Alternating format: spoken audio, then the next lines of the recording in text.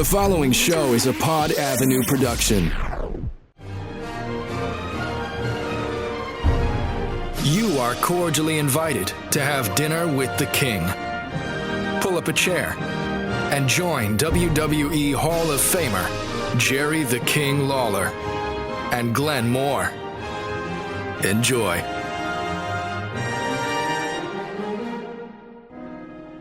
It's episode number 75, Dinner with the King. I'm Glenn Moore, joined here in the King's Castle in Memphis, Tennessee. WWE Hall of Famer, Memphis wrestling legend, a man that has no Come bounds. on, keep it coming, keep it coming. A man that what? That has no boundaries when he wants to pursue anything he wants. I don't know. Who knows what anything. Artiste? The man who needs no introduction, but will body slam you if you don't give him one. Yeah. Jerry the King Lawler joining me. And like I Hello, said, Glenn. You're still here in Memphis, Tennessee. well, you asked me to house sit and babysit. Could have been worse. Could have had someone else do it for you, but Yeah, I guess. but here we are. You were gone for almost 2 weeks. Mm-hmm. First, you went down to Florida for a couple of days in Fort Myers, and then The Jericho Cruise. the Jericho Cruise. You we haven't We talked talked. about Well, it. we talked a little bit about the fact before I went that was going to be my first and Lauren first ever cruise, Yeah, and it was. and this had happened to be a wrestling cruise put on by Chris Jericho. I know we couldn't talk that much during the cruise because we're, no cell service on the open sea.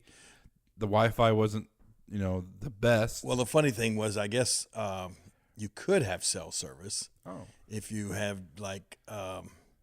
this is one of the things Lauren read this on a blog, and then it still happened to her.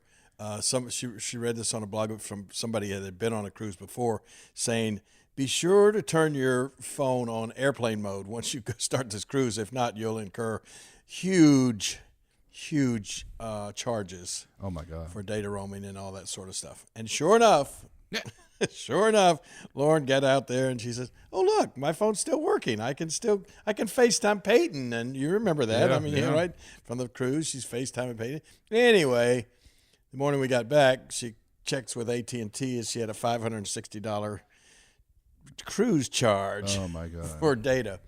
But they worked it out, and then she didn't get charged for that. But my good old Sprint service, they did not. I didn't incur any extra charges because I did keep my phone on airplane mode most of the time. Well, that's good. Yeah. That's good. So people that listening that might not know what the Jericho Cruise was, it's basically a wrestling cruise for about 4 days. You're out at sea. You go to Bahamas for a day, but there's live wrestling. There's wrestling legends on this cruise. There's live podcasts. Jericho's band was playing. But King, we joked about it on the Well, podcast. let me get this out of the way because I was kind of intrigued by the fact that it was called the Jericho Cruise, and it was Chris Jericho was the man Right. that they contacted, but actually it's a company called Sixth Man. Okay. And they do these celebrity cruises all the time. We found out as we were boarding the ship, what was it, Norwegian Jade, as we were boarding that ship. I mean, the people that had literally just come off minutes before we started boarding was like a country music cruise with Brantley Gilbert and a bunch of different country music people. Yeah. And then the minute that we docked and we were literally getting off the boat, the Kiss cruise was starting next. I mean, awesome. Kiss and all of their fans were loading onto the same boat. As a matter of fact, while they had already loaded their most of their music equipment and all of that stuff, the Kiss equipment was already loaded on the boat during our cruise. But yeah, these things are going on all the time, and they are, like you said, ours was a wrestling themed cruise, but they have all of these different kind of cruises that go out all the time. I would have loved to have stayed on and gone out back again with the Kiss cruise. I can imagine that would have been. What was cool was in your cabin. It was like they had limited TV service in there, but I mean they showed movies and different things like that. But one of the channels would just constantly, it was like previewing upcoming cruises, and this was apparently going to be the 7th Kiss cruise. Oh wow! That was starting as we ended ours. And they had highlights and they had video clips from some of the other Kiss cruises. Man, it looked crazy. It looked wild. And I was sort of expecting that from the wrestling cruise, but everybody was very well behaved. I mean, there was a lot of energy, a lot of enthusiasm for Chris and Fozzy when they sang. The band was awesome, and they performed I think at least 3 different times. Oh yeah. And then of course the wrestling. It was always packed around the wrestling ring for the wrestling shows, and there was a ton of enthusiasm for that. And then like you said, all the different things. JR and I were guests on Chris Jericho's podcast with up on the main stage, and everybody came out for that. And so there was something to do all the time. The only thing that I can say that made it. Well, it didn't make it uncomfortable or anything, but Lauren and I were kind of looking at it as, man, this is cool. This is like a free vacation. Yeah. But in reality, for all the wrestlers that were on there was no free time basically, unless you were in your own cabin. Every minute that you were out on the deck or doing something, you were either doing a meet and greet or something like that, or it was a constant meet and greet as you walked up and down the ship. There was no privacy or anything like that. Everybody had an opportunity to get the picture made with you, and of course, you knew that's what everybody had paid for, so you didn't want to turn anybody down. So that part of it was I mean, it wasn't bad or anything. Never didn't have any problems with any of the fans, or everybody was really respectful and nice, and it was a lot of fun. I gotta say, I don't know if many people have been to the Bahamas before. When you hear about the Bahamas, you think, man, this is a total luxurious. Yeah, crystal clear blue water, sandy beaches. Yeah. No, it wasn't like that. Well, no, not at all. We went to Nassau. I take it. Yeah, we went to Nassau, and when you get off the boat, we had the whole day off the boat, and so when you get off, it's like, that part of it was just kind of a big, I don't know, like a big tourist trap almost. Yeah. As soon as you get into the city or the old part of, which is, I guess it's a very old historic city and everything. That part of it was just kind of, a little bit run down, and everywhere you went, people were trying to hustle you for buying their homemade souvenirs and that sort of thing, so that part. But the one cool thing that we found on the I guess there's several islands that the Bahamas, but where Nassau is there's this huge resort called Atlantis, and that was fabulous. It was it was almost like you got this little island, and then we could go out to the beach, and there were beautiful blue waters. Women? Oh, okay. Huh? What would you say? Women? Beautiful women. I didn't see the beautiful women, but I'm sure there probably were some down there, other than Lauren. But we went out to the beach. But and the beach, clear, nice, crystal white sand, and these really beautiful, clear blue waters coming in off the ocean. But when we were there, oh my gosh, the waves! It was like you should have been out surfing. Oh wow! So you couldn't really. I mean, there were a couple of people that were kind of getting out into the water just a little bit, but man, it would just crash into you and knock you right back up onto the shore, So we just kind of took some pictures there and everything. But as I said, this Atlantis place, it was like I don't know, maybe Caesar's Palace or something out in Las Vegas. It was like this big, huge, self-contained resort area with I think the main thing that it featured was a big casino, of course the hotel, and all of the high-end, high-dollar shops. And then this had a great, what do you call it, with where all the fish are. You could go and see all of these. The sharks too? An aquarium, this huge, major, beautiful aquarium. Oh yeah, sharks, crazy with all kind of sharks in there. Wasn't there?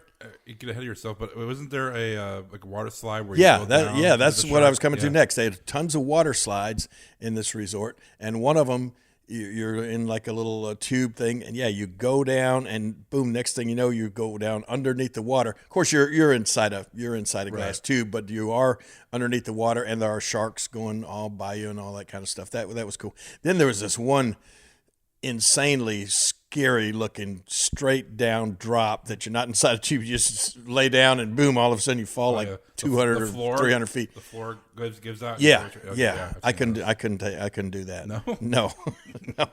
I banged my head on this. Laura and I are going around this.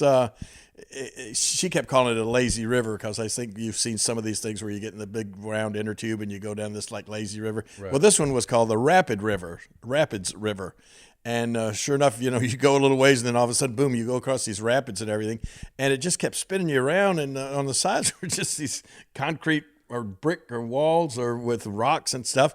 And Lauren kept saying, watch out, sit up more. You're going to hit your head. And I said, I'm fine. And about naturally 3 minutes later, bang, I almost knocked myself out when I hit the back of my head on the my little raft was spinning around there. But that was cool. That was if I was going to suggest somebody going to the Bahamas, I'd say, hey, just go straight to Atlantis and stay there, and don't even get off the grounds. It was really nice. That part was nice.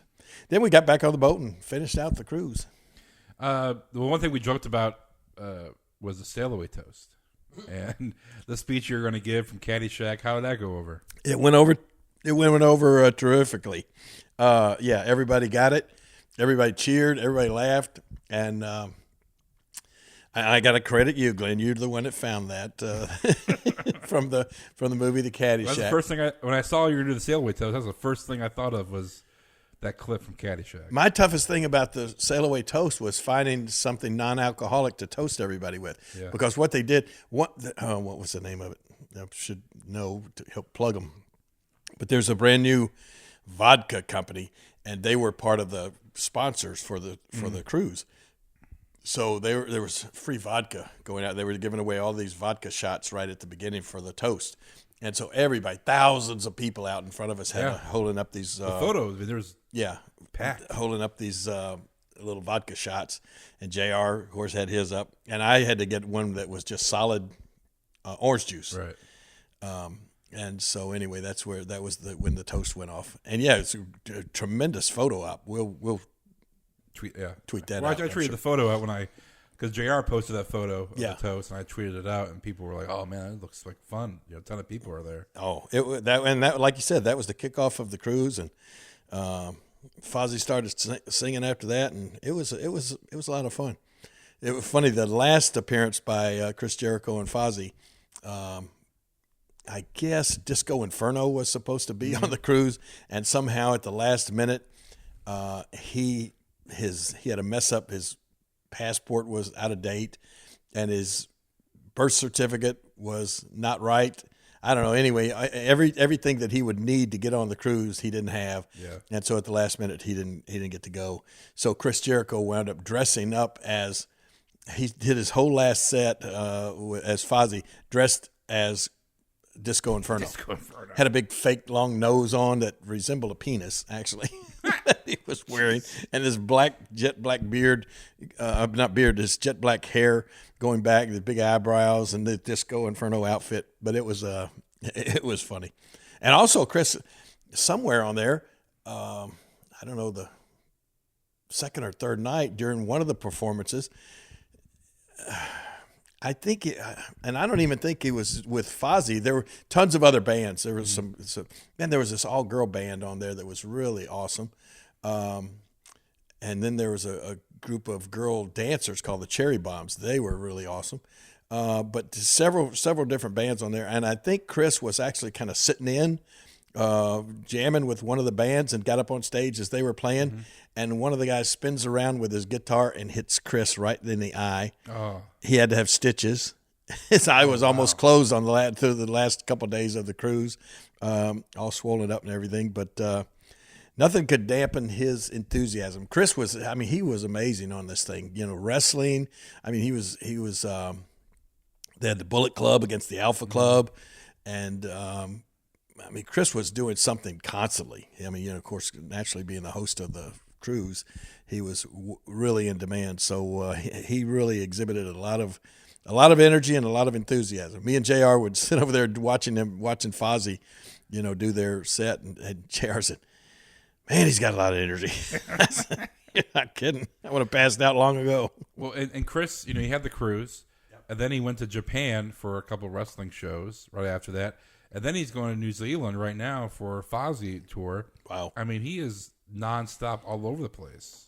Well, you know what? I think a lot of people don't realize how many guys still, you know, do stuff nonstop. I was the same way. When I left the cruise, Lauren and I went straight from the cruise. Didn't even get to come home.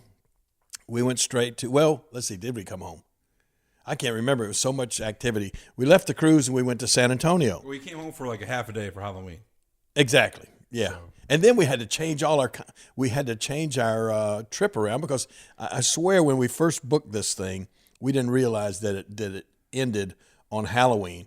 And then once we did realize it, we saw that we thought we wouldn't get home at all for Halloween. So then we, somewhere through the middle of it, we looked at the itinerary and realized, oh, wait, we dock at 7 o'clock in the morning. So let's call and change and, you know, get an early flight out of Miami back to Memphis, and we'll be here for Peyton for Halloween that night. Right.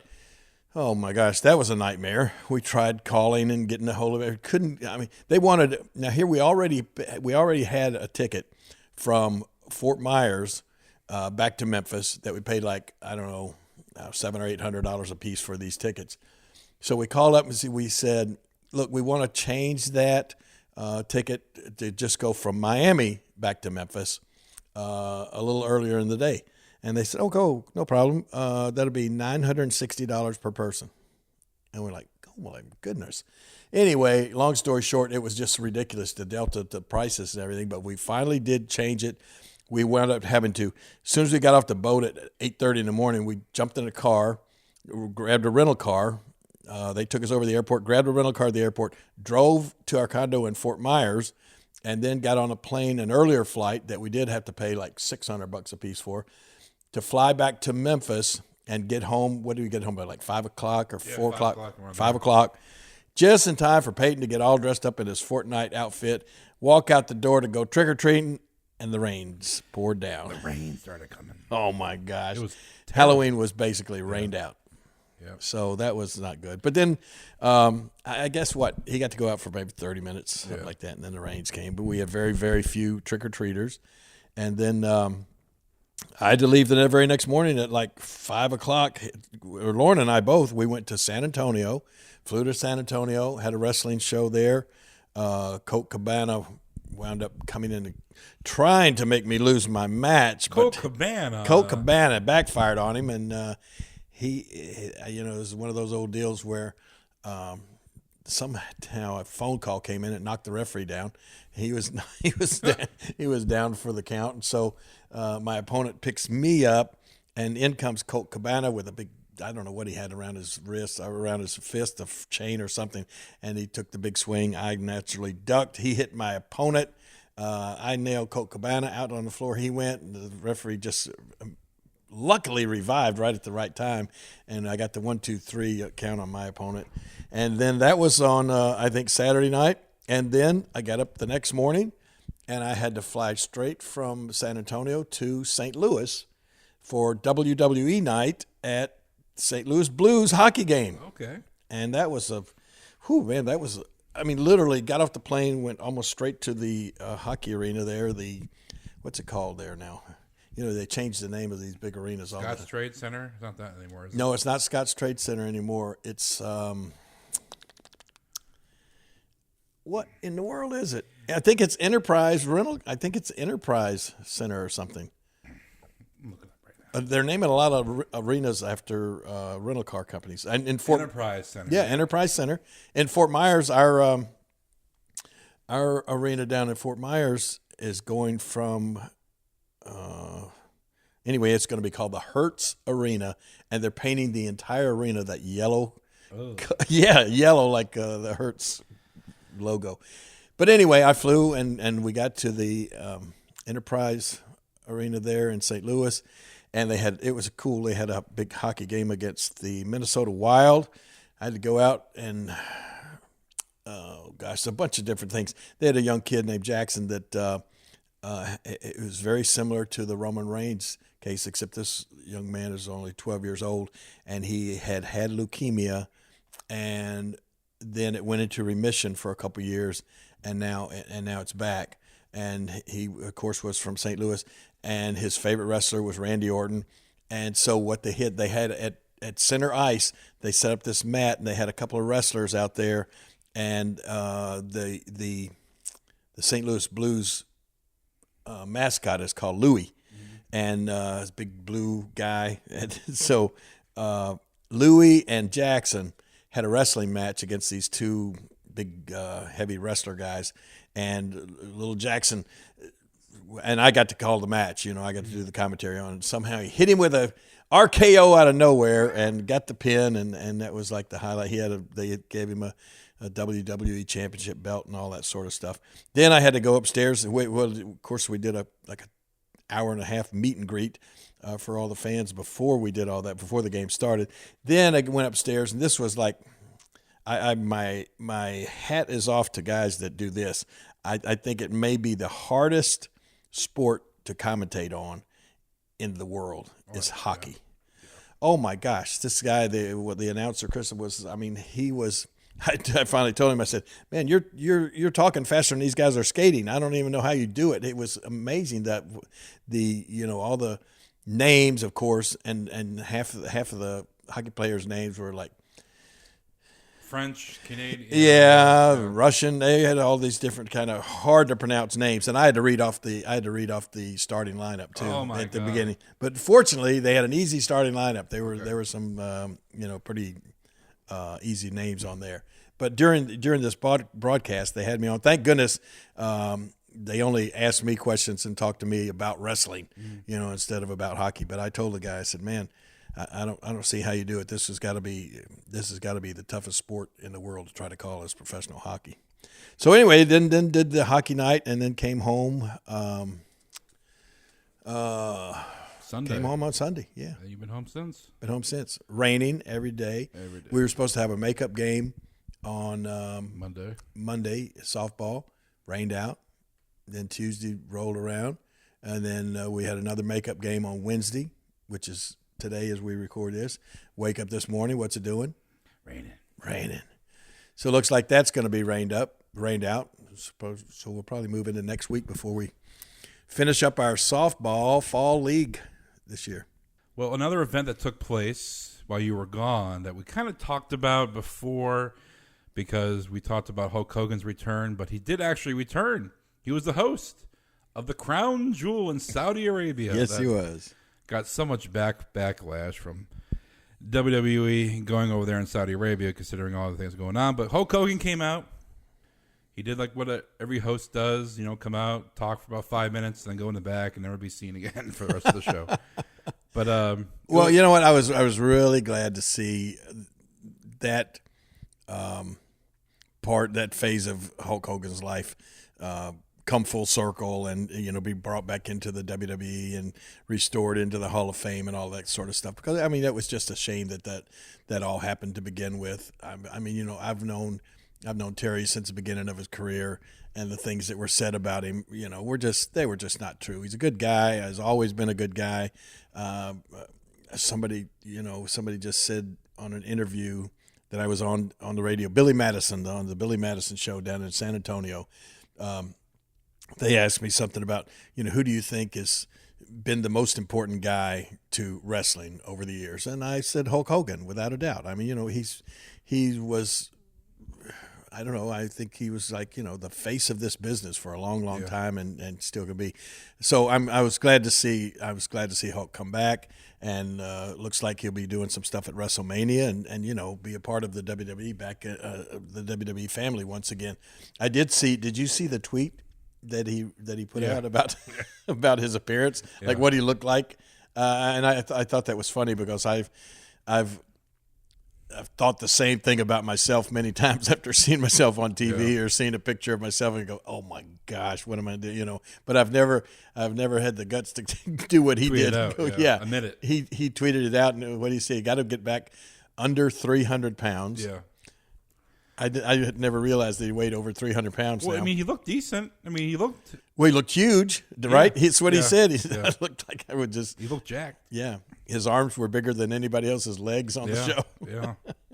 Well, that's cool though. I mean, you know, it's going to give him a. Of course, I know Hulk works out all the time. Yeah. You know, I guess what he thinks he just need to drop a little weight, as we all do. Yeah. Right. Yeah. You and me. Me. You and I. But no, it was great to see Hulk Hogan back on WWTV. Got a nice reception. And you know what you talked about a little bit about when you led off with this, you said that Crown Jewel received a lot of backlash, and that's once again, it's just oh my gosh, it's just political correctness gone wild, and it's just what we've talked about so many times is. Everybody has the voice now with so much social media out there, and everybody wants to have their voice heard. It's just like you and I went over to Gibson's Donuts here in Memphis the other day. I mean, how often do we go to Gibson's Donuts? Best donut shop in the United States. My friend Don DeWeese runs it. It's about 3 minutes from my house here in Memphis.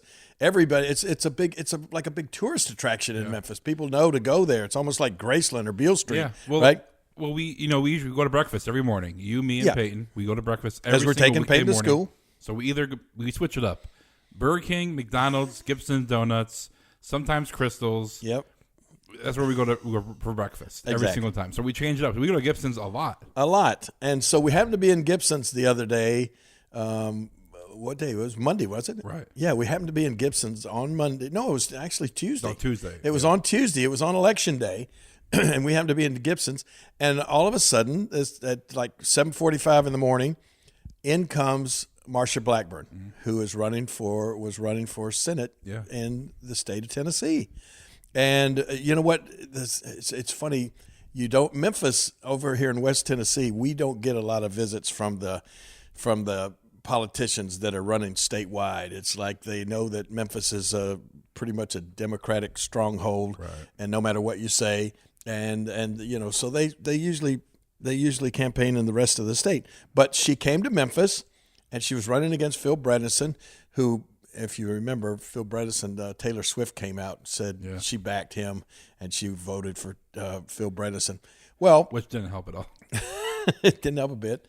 So anyway, Marsha Blackburn comes in, and there's all the media's following her with the cameras and that sort of stuff, and she wanted to take a picture with me, right? And so, the place was packed with people, so I took a picture with Marsha Blackburn, and then didn't think a thing about it, and then of course the election that day, but immediately as soon as the pictures and the word, even just the word that she was in Gibson's Donuts.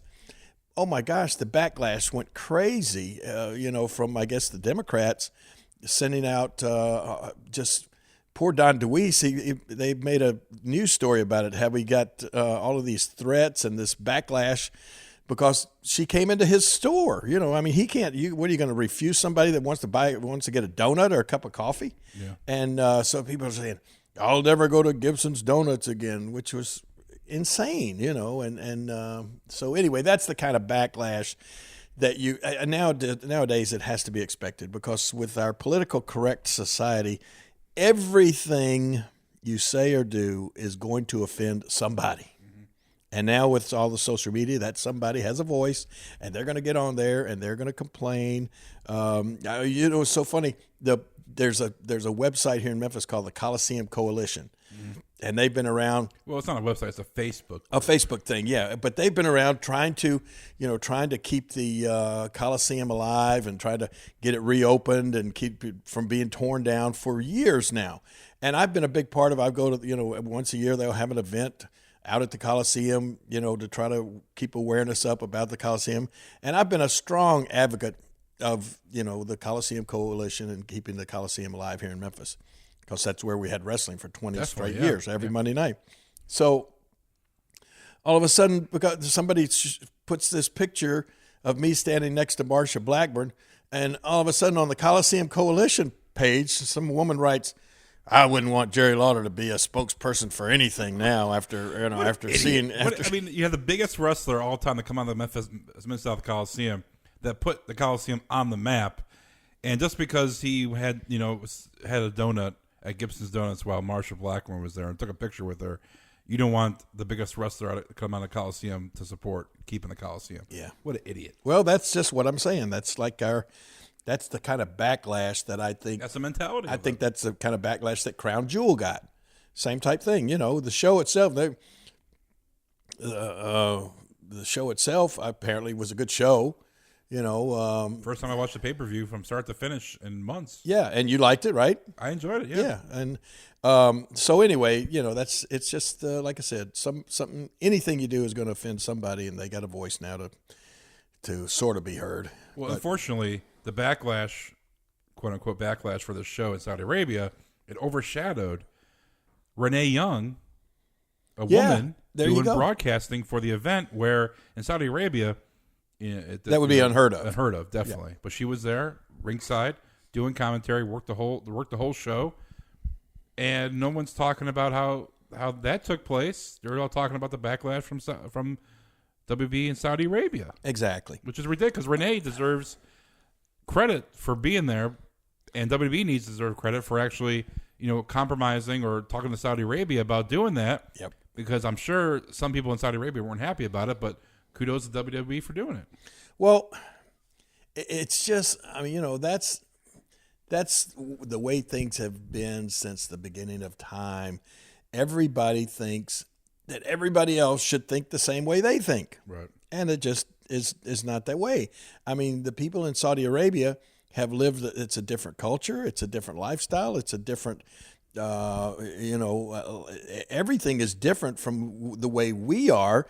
But we think all of a sudden, if we have any dealings with him, that they should think and do exactly like we do. It's not going to happen. But by the same token, I think that the WWE working in Saudi Arabia and taking, some of our Western values and everything, I think it can really make a major difference. And I'm not just talking about entertainment. I'm not just talking about wrestling. I'm talking about it can make a major difference in things like, the way the Saudis treat women and females. I think that the fact that Renee Young getting to go over there and be a part of the show was, like we said, something that years ago would have been unheard of. But it's a start. It's not going to change overnight. No, it's not going to change overnight. It's going to take progress, but having Renee Young there and her working the whole show, being ringside, I think it's a great start. I do too, and the very unfortunate thing that happened with the reporter from Saudi Arabia, being killed and everything at the consulate and all this sort of stuff.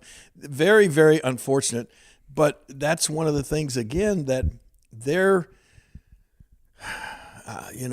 way of life is totally different than ours. You're talking of a country over there where in the past, if you stole something, they cut your hand off. Right. If you looked at somebody else's wife, boom, it's like the death penalty.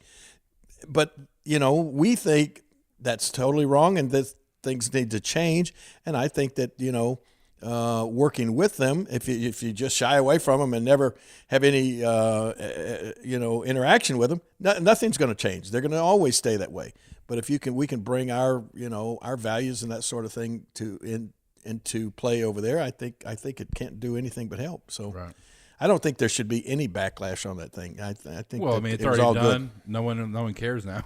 So, right. It's over and done with. But the one thing that came out of this before we move on to our main topic for this episode is Triple H and his torn bicep? Torn bicep. He had just had to have surgery yesterday, and man, did you see the picture of the bruise of I guess when that bicep tore, major bleeding on the on the inside from that muscle, and it's all of that bruising is of course bleeding on the inside. That may have been the worst hematoma or whatever that I've ever seen. and he still worked 20 minutes after he still kept going. Yeah. Just you can tell something happened. Right. His arm. He wasn't using his arm. He wasn't throwing punches. He was chopping people. And when it came to reversing someone into the corner or into the barricade, he would use his other arm and kind of one-handed slingshot him, the guy into there. He still did a couple pedigrees. He still used that arm to wrap the guy's arm behind his back.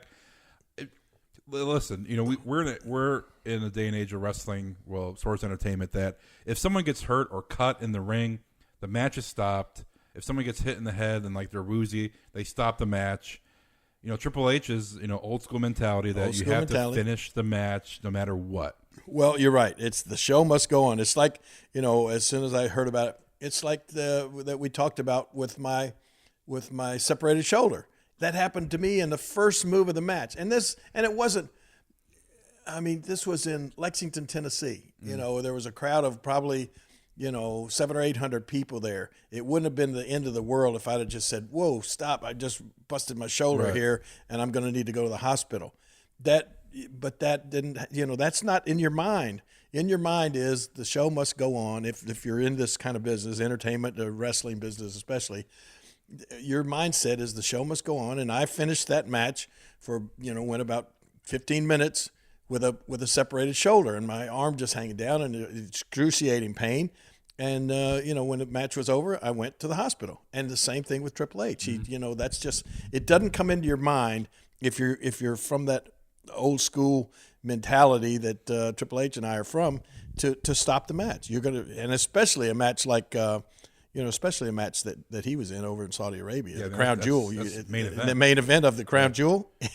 There's no way that he was going to stop that match. Yeah. So my crown is off to Triple H on that one. Yeah, and like I said, I was just watching him work 20 minutes, and he knew something was wrong, and seeing the photo after in the surgery, it just is amazing how he finished the match, because you don't see that. I wonder what I can't recall knowing somebody that had that surgery. Well, you know what? I take it back. One night, this was back in the 80s, I was getting ready to wrestle Joe LeDuc in the main event in Louisville Gardens, and everybody dressed downstairs. And I had my jacket on and everything, and I looked over, and Joe's standing over there, and there were these pipes that, water pipes or whatever, that went across the ceiling. And Joe, to do an extra couple of pull-ups, he jumped up and grabbed the pipe, and he pulled himself up once, twice, and literally it was like on the third one you could hear the snap. It was like as if like you take a belt and you double it and then you snap it real hard like that. So his bicep tore right there as he was right ready to go in the ring. And he of course had to wind up getting surgery. He did not get to go in and do the match. It was hurting him so bad he had to go straight to the hospital. I don't remember. What I'm wondering is how long the recovery time is on a torn bicep. Yeah, I don't think it's going to be a coin toss if he's going to be ready for WrestleMania, Triple H. Ooh. Because Batista, they teased that at SmackDown 1000, that confrontation between him and Batista, and that could be a main event match. But they said that WrestleMania is up in the air. How far away are we from WrestleMania? Let's see. 5 months. But no Triple H. That guy works out like a 5 beast. months. I think he can do it. I'd be willing to bet right now that we'll see Triple H in action at WrestleMania. Definitely. Yeah. But yeah, that old school mentality of hey, you get hurt in the ring. You don't. I'm pretty sure that if that happened to you, back 70s and 80s, and someone says, "Okay, stop the match," you were hurt, you'd be hot. Oh yeah. I was wrestling against one of the Armstrongs one time, and it was the craziest thing. I just had him in a just like a side headlock, and some kind of way. Of course, like I said, I had him in a side headlock. I don't know what he did or how he did it. If his knee came across my side of my leg, and it broke what's the small bone in your leg? Not the fibula, or it's either the tibula or fibula. But it broke the small bone in my leg, cracked it right then. And I said, oh my God, it's killing me. But we finished the match. I went to the hospital after the match, and they showed me the X-rays, and they said, that's not a weight-bearing bone or whatever. And we don't even you don't even have to set it or anything. It'll go back together on its own. And they put me in a walking cast. I went home, took the walking cast off, and didn't miss a match. Went and wrestled the next day up in Louisville, and then the next day in Evansville, and just, I don't know. It's that the show must go on. Yeah, it's like old school mentality. And then today, guys are worried about their long-term effect of getting hurt or their future, their livelihood, and they'll stop whatever they're doing and ref up the X, and that'll be it. But now Triple H got through it. Well, best of luck to him. I know it's going to be a rough road, but that's he's going to have his sights set on WrestleMania. Yeah. So good luck. All right, listen up. If you bet on sports, then you need to check out sportsinformationtraders.com. That's right. John Price at sportsinformationtraders.com is the man that can help you make money this football season. Now, John Price knows the lines better than anyone else in the country, and he specializes in line movement and value. So when you sign up with sportsinformationtraders.com, you get the best lines and premium information before the public does. He can help make you up to 5 times your investment in just 90 days. Go to sportsinformationtraders.com right now and learn why John Price is the only sports wagering analyst with a weekly feature in Forbes magazine. That's right, Forbes magazine. Now, if you want to win, give Sports Information Traders a call at 866-441-2711. That's 866-441-2711. Simply call and ask about the 90-day special. John Price is a proven winner and has been among the best for years with documented success in the Las Vegas Super Contest. So once again, just call 866-441-2711 or go to sportsinformationtraders.com. That's 866-441-2711 or sportsinformationtraders.com. Watch football, make money. It's that simple. Well, Triple H up in the air if he's going to be at WrestleMania, but he will not be at Survivor Series. Well, he may be there, but he certainly won't be competing at Survivor Series. That's in less than 2 weeks. But there is someone sitting at this table right now who will be at Survivor Series, right, King? I will be at Survivor Series. Yeah, they called me the other day and said, Michael Cole would call me and said, can you make Survivor Series? So I'm sure it'll be part of the kickoff show or the pre-show or something like that. But looking forward to it. Looks like this year the Survivor Series should be a lot of fun. It looks like it's basically going to be Raw versus SmackDown. Yeah, all over the entire show. The champions, the 2 big champions versus each other: AJ Styles versus Brock Lesnar. Seth Rollins versus Shinsuke Nakamura. You're having trouble with Shinsuke like I used to. The tag team champions versus each other. Women's Ronda Rousey versus Becky Lynch. Then you're going to have 5 Raw guys versus 5 SmackDown guys and 5 women versus 5 women on SmackDown. Yeah, that's going to be cool. Now, so in other words, 5, there's basically 2 what you would call Survivor Series matches, right? Right, yeah. I remember when, it seems like I can remember when the whole Survivor Series show was like, all the matches were like that. Yeah, every match was a Survivor Series match. Yeah. And not anymore. One of my favorite all-time Survivor Series was when I had my little Kings. My little Kings against Doink and his little clowns. And do you remember what the names of my little Kings were? You got Dink? No, well, those are the clowns. Okay, the clowns. You had Dink. The Kings. Well, go with the Doinks. There was Dink. And I don't know. Wink. Wink. Oh my God. And I'm thinking, I used to say Dink, Wink, and Stink, but I think it was Dink, Wink, and Pink. Pink? I think so. You need to look that up and see it. But and then of course my clowns were Sleazy, Cheesy. And Queasy. God. It was like the Snow White and her 7 dwarfs gone wild, right? Yeah, Cheesy, Queasy, and Sleazy. Yeah. And he got Dink, Doink, Pink, and Wink. Yep, there you go. And you won. We won. We didn't even lose a member of our Survivor Series team. In 16 minutes. We eliminated the entire team. And then my little my little kings, they turned on me. Oh. Like it was, but that, I mean, I'm telling you, I've always enjoyed, I don't know. Look, we're on, we're on my podcast. We can say the word midget if we want to. You can say whatever you want. Yeah. Okay. I mean, that's what it used to be called. When I first started, it was midget matches, midget wrestling, and that sort of thing. And so, you gotta say what, little people now? I think you're supposed to say little people. Yeah. But back in '94 when this happened, there was midget. Yeah, it was midget wrestling, of course, and we had a great time. I've always enjoyed watching midget wrestling anyway, and then to be a part of a match with, there were so many spots and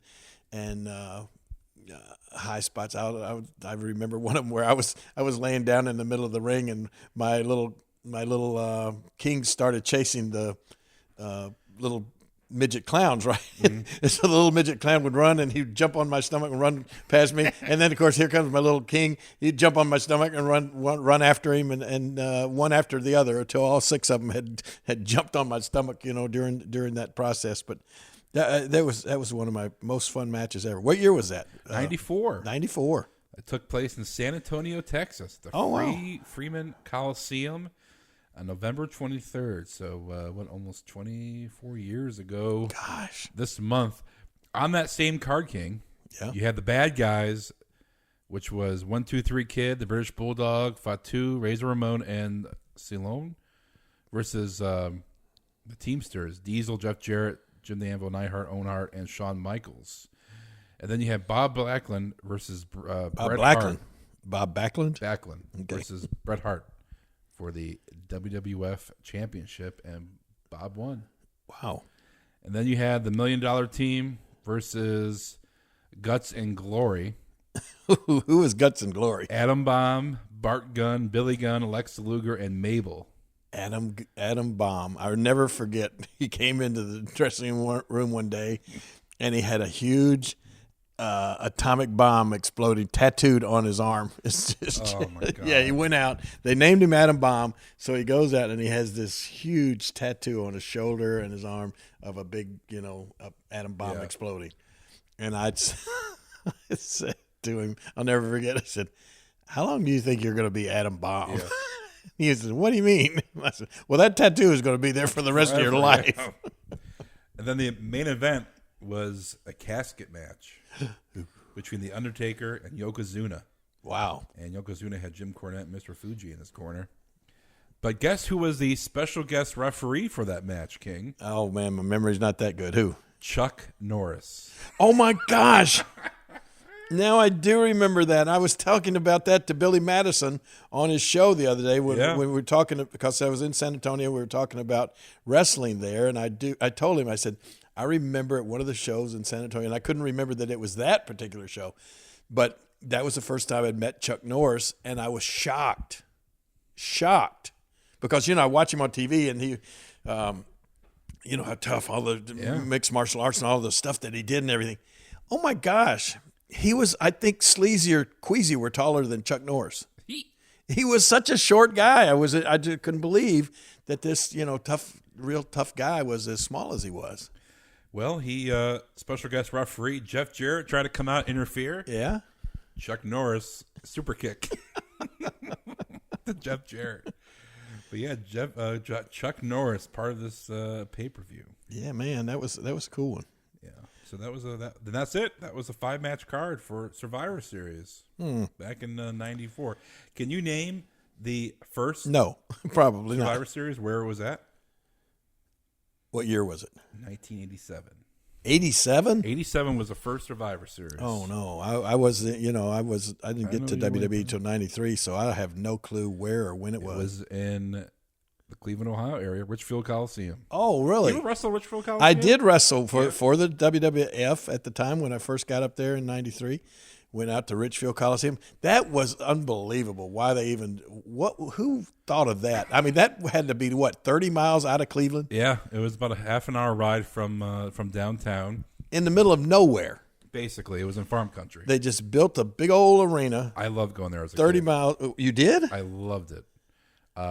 It was different than going downtown to the Indians game or I know. Browns game. Yeah, because it'd be empty. Nobody would go out. Nobody went out to Richfield Coliseum, did they? I loved going there. It was great. And now and 94 is when they built Gund Arena for the Cavs, which, everything went there. And the Richfield Coliseum just, there was no purpose for it. And now, if you drove by it on the highway, you wouldn't even know it was there. It's a park. People can walk and run over it. They teared it out. They tear it down, yeah. Filled in the hole. There's grass, fields, and you wouldn't even know arena was there for all those years. Yeah, that's sad. Richfield Coliseum. They had it for every 3 or 4 years. They had it. Well, they had it the first one, the sixth one at the Richfield Coliseum. But the first one.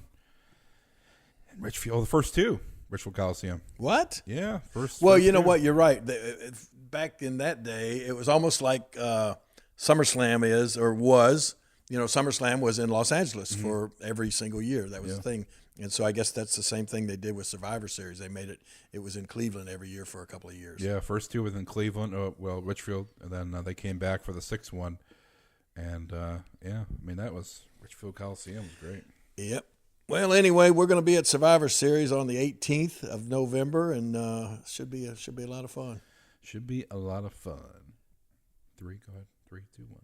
Well, speaking of fun, I got a lot of fun events coming up on my calendar pretty soon in the month of November because me, Lauren, and Peyton, all of our birthdays are at the end of November. Oh, wow.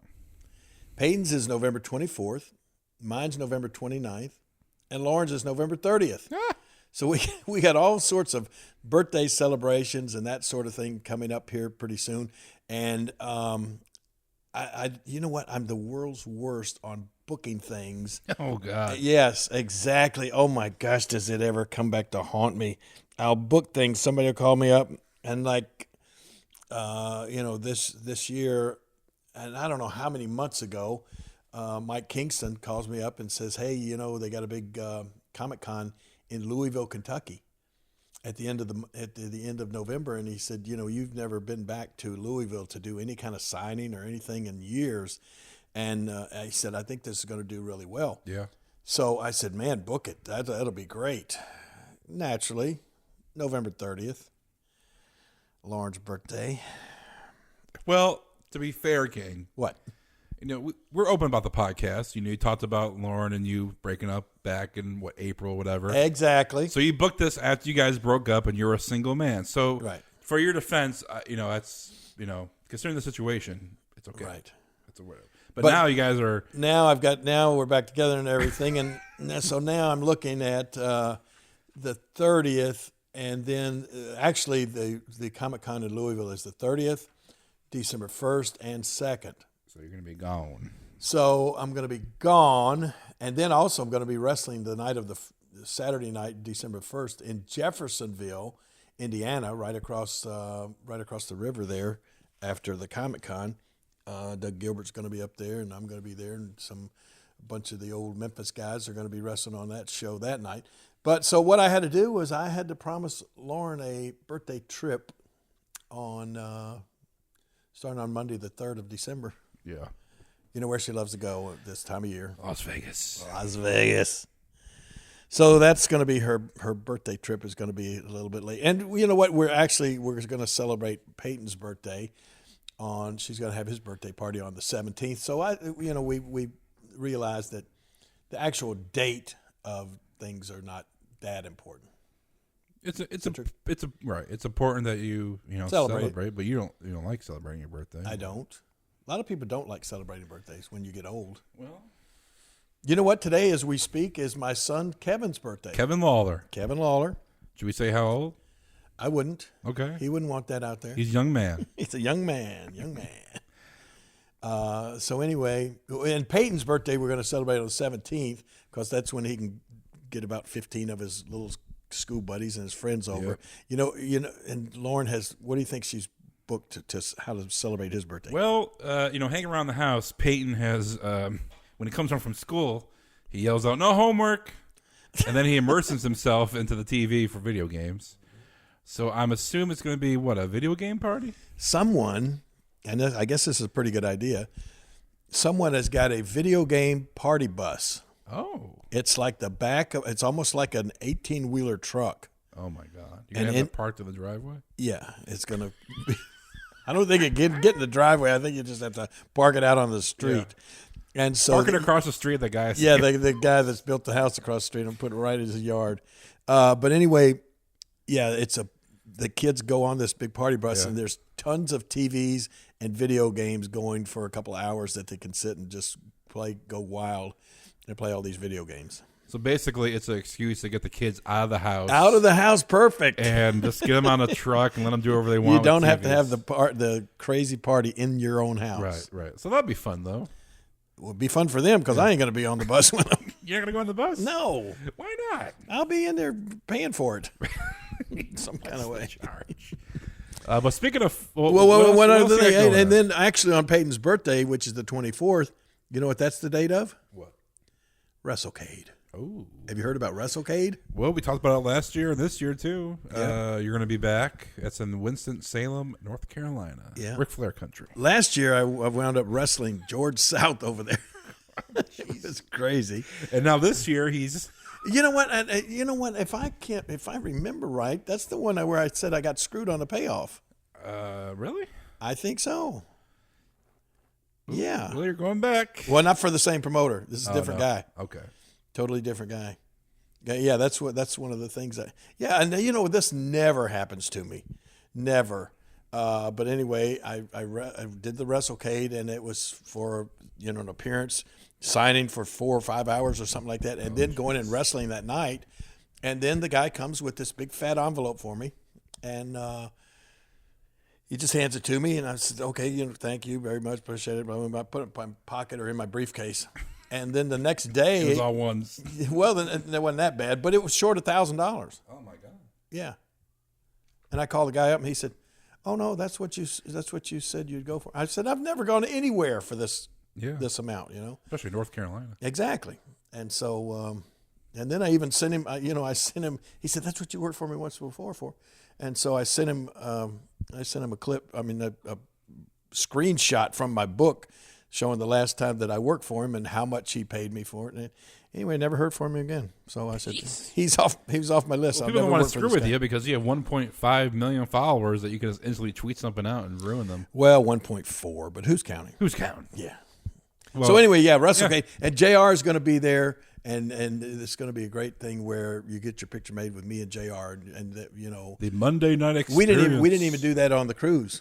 So it's going to be a pretty unique experience where I think they're going to have like a little table set up that looks like an announce table with the microphones, and boom, you get to sit down right between me and good old JR, and it looks like we got a 3-man booth.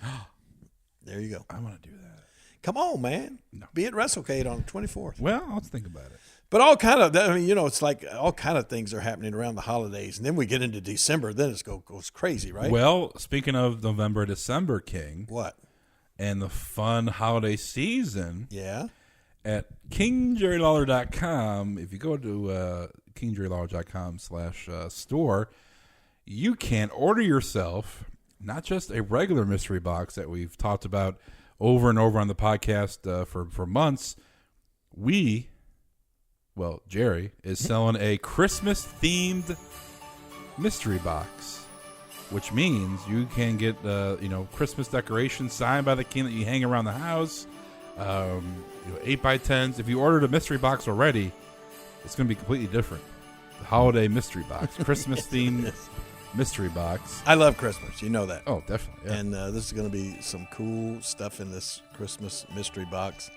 It's going to be some stuff we were talking about earlier.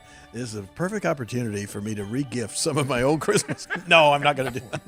I might, but I'm going to do some special. I'm going to personally. What? Don't tell. It's a mystery. Oh. And the limited edition, too. We only got a handful of these available on the website, KingJerryLawler.com. Click on the store icon. It goes right to the store.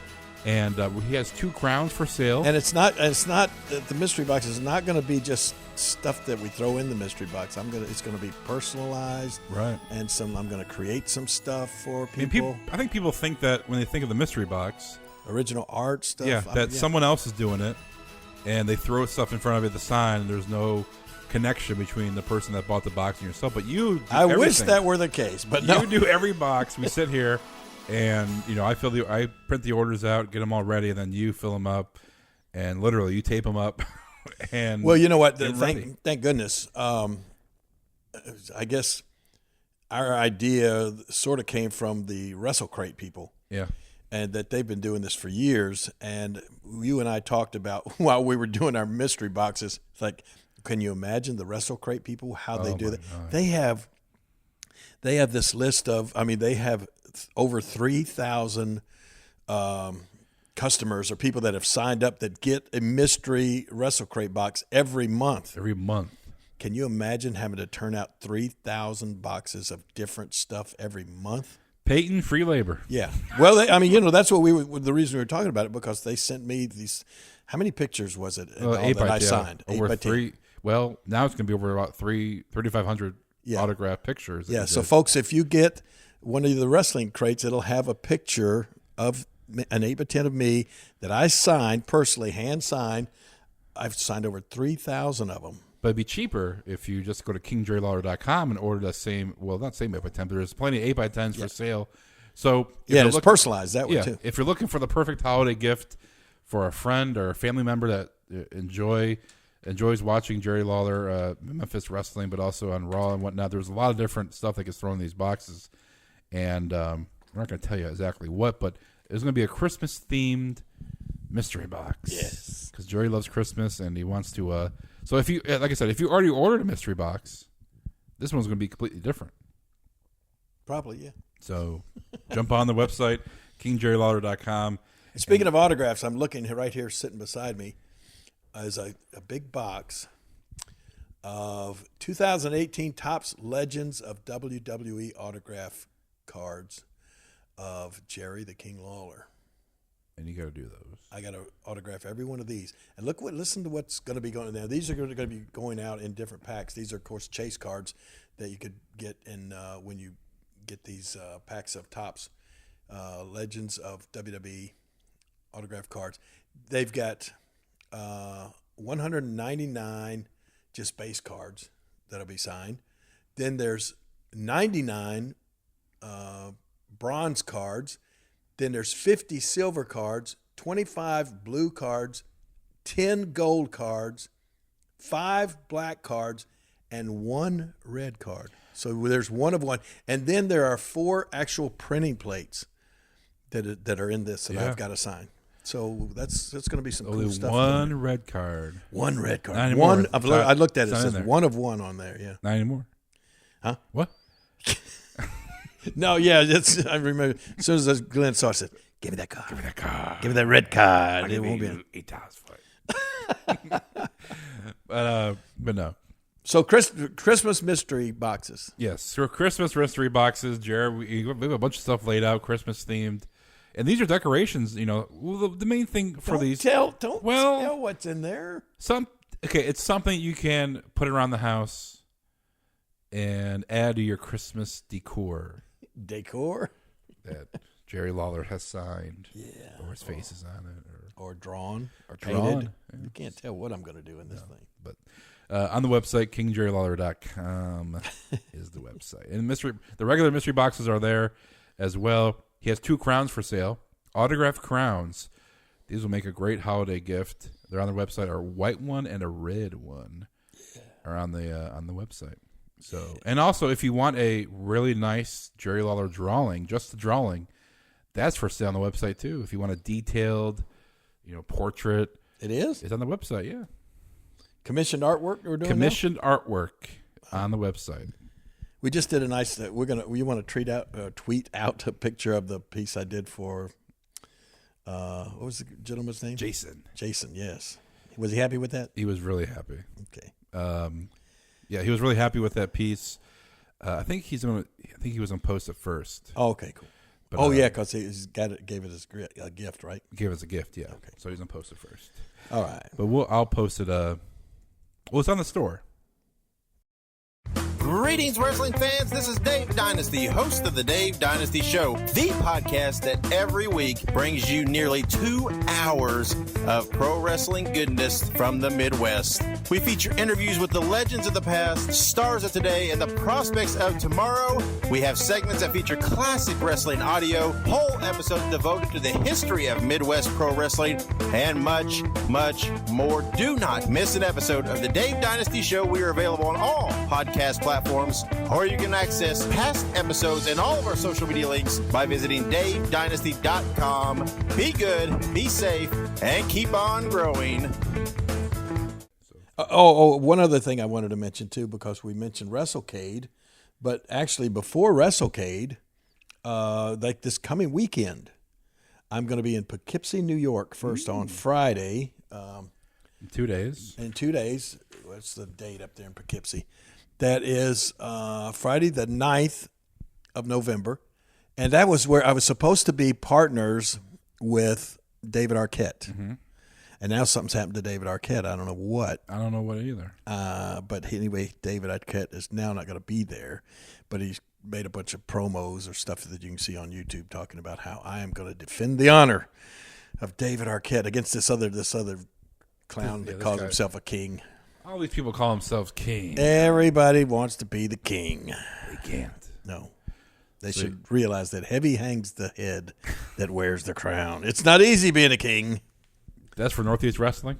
Yeah, that's Northeast Wrestling in Poughkeepsie. And then Saturday on the 10th, it's the first wrestling night at Memphis Grizzlies game. Oh, my Lord. That's going to be great. And you know what? We've talked about this.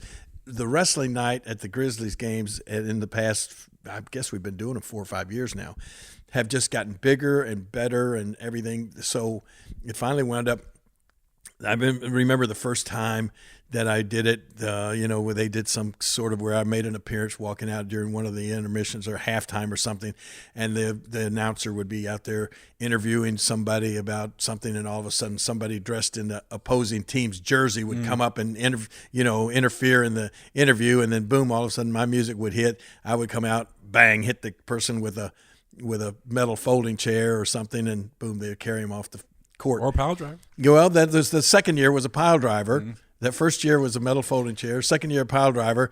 And then they got, what was that guy as the commissioner? David Steen or something like David that? Stern. David Stern.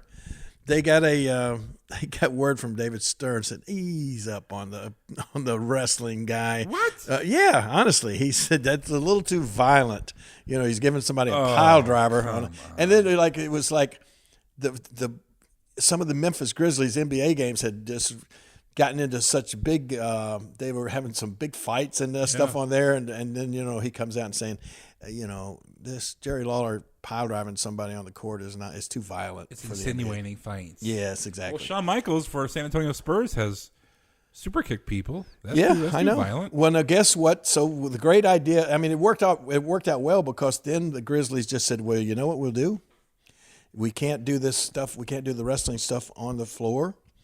We'll get a ring. We'll set up a ring, and we'll actually at halftime we'll have matches. Yeah. And so I have. Oh my God, this ring. Huh? Jeez, this is. Oh, you're talking about where it is? I feel like if you're thrown out of the ring over the top rope, you're going to be flying off the. That is the truth. They set it up on like the third deck or something of the FedEx Forum. It's way, way up there, and especially on the one side you're talking about, it is right against the edge.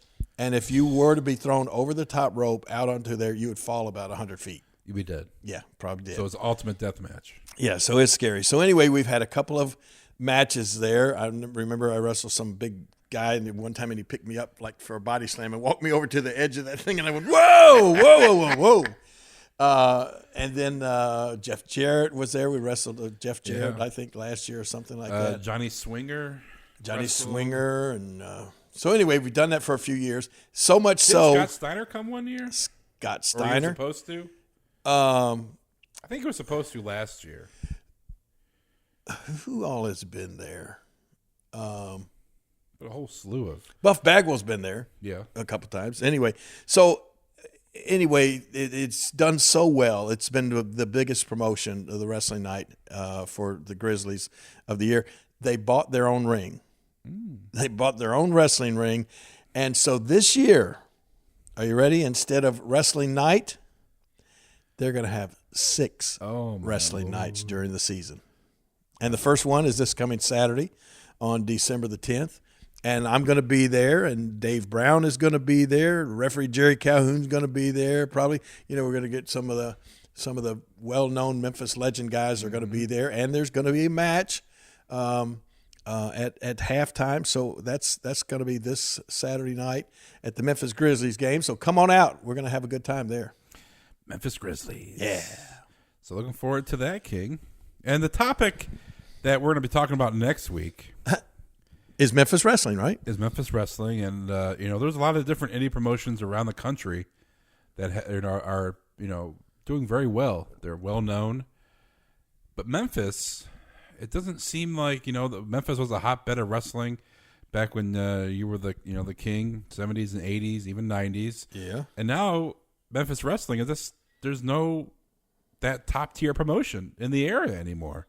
So next week we're going to talk about why, some of the reasons maybe why that is the case, why there's no Memphis wrestling at that level. That is going to be a good topic of conversation. And you know what I'm thinking right now? Today's his birthday. We probably need to have Kevin on next week because he's tried so hard for years to keep the Memphis wrestling promotion alive. And we'll talk about why it is just struggled ever since.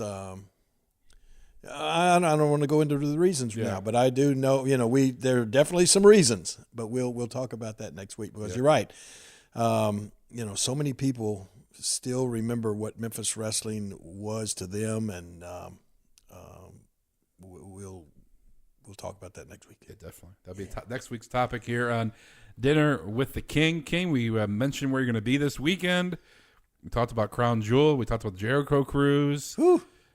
Surprise Christmas mystery boxes on the website. One thing we didn't talk about, but we want to. Maybe I'll try to get into that. Maybe we'll try to get into that next week. Is coming up in Cleveland on December the 8th. Me and good old JR going to have a slobber knocker up in Cleveland. And we're going to do our comedy show. It's at a comedy club. Yeah. It's not a comedy show, even though we try to have a little bit of humor in there. Yeah. But anyway, JR and I are going to do a 2-man show in Cleveland, Ohio. And then we're going to stay over the next day and go to the Browns game with Baker Mayfield, and it'll be a lot of fun. Well, hopefully Baker makes it to that game. Oh, man, you're such a negative. Or Tyrod Taylor be quarterback. Such a negative, man. You should invite Tyrod Taylor to come to the show. Yeah, right. What? I want to get Baker Mayfield to come to the show. Well, they can both come to the show. They're teammates. Yeah. But anyway, that's good. That's going to be. We want to get JR on. Maybe we can get a phoner with him next week. Yeah. We talk about the show. Anything you want, King. It's my show. All right. Well, that's going to wrap it up for Dinner with the King. Glad to be back. Giving a little recap about what is going on with the King. I know King was away for 2 weeks. We'll be back next week talking about why Memphis wrestling isn't what it used to be anymore. But we'll talk about that and more next week here on Dinner with the King. Follow us on Twitter at Dinner with King. We're on Instagram now. Follow us on Instagram. We're on Instagram? We're on Instagram. Holy mackerel. Dinner with King. Wait a minute. What do you mean we're on Instagram? How can we be on Instagram? The podcast is on Instagram. You have your own podcast. You have your own Instagram account. Yeah. I have mine, but now there's a podcast one that I'll be posting some, classic Jerry Lawler photos. Oh, so maybe, it's photos. It's right. Not, you can't listen to the podcast on Instagram. But I'll, hey, new episode's up. This is what we talk about. Here's a picture of, you and Kevin. Yeah. I'm always wanting to post pictures. Oh my God, Jerry, you post 20 photos at one time. I get timeline. I get in a mood to post pictures, and then I'll go for months or weeks and not post any pictures. So we're on all social media, Facebook as well, and we're on iTunes, Stitcher, we're on Spotify, we're on iHeartMedia. If you have an Amazon device in your house, you can just say, "Hey, Google, play Dinner with the King." No, podcast. That does not really work, does it? I swear, you can try right now. Hey, Google, play Dinner with the King podcast. Okay, I'll continue playing Dinner with the King. Episode 36, Happy Birthday, Jerry Lawler. Yeah. What? The day at McDonald's. McDonald's. There it is. Time in my career. Still, that's probably what. Isn't that amazing? I Technology? had no idea that was. I wish you hadn't shown me that, because now that's the TV won't be turned on around here. Peyton and Lauren be going crazy. All that they'll be able to hear throughout the house will be old Dinner with the King episodes. I'd say, hey, Google, stop. There you go. How does it know your voice? I thought it was only supposed to respond to my voice. Listens to everybody. But no, you can listen to any. If you have one of those devices in your house, just give it a try right now. And if you record yourself doing it, we'll give you a follow back. Yeah, that's one of the coolest things that I've ever purchased. It's listening right now. The little Google. What is it called? Google Home or something like yeah. that. Yeah, and, I mean it's like $40. Well, it's listening right now, and it's so smart. It knows everything. Right now, it's saying this podcast has gone on too long. Wrap it up, guys. Hey, Google, what's the net worth of Jerry Lawler? On the website celebritynetworth.com, they say, Jerry Lawler net worth. Jerry Lawler is an American semi-retired professional wrestler and WWE commentator who has a net worth of $7 million. What? $7 million? What? Where's it at? Okay, stop, Google. Hey, Google, stop. Yeah, where is it? Let's get up and look around the house and see if we can find that $7 million. Wow. Well, we're doing today. We'll be tearing down walls and trying to find the money. Okay, that's it. Are we done? We'll wrap it up. Final word, King. Hey, Google. That's my final word. Bye-bye, everybody. The preceding show is a Pod Avenue production.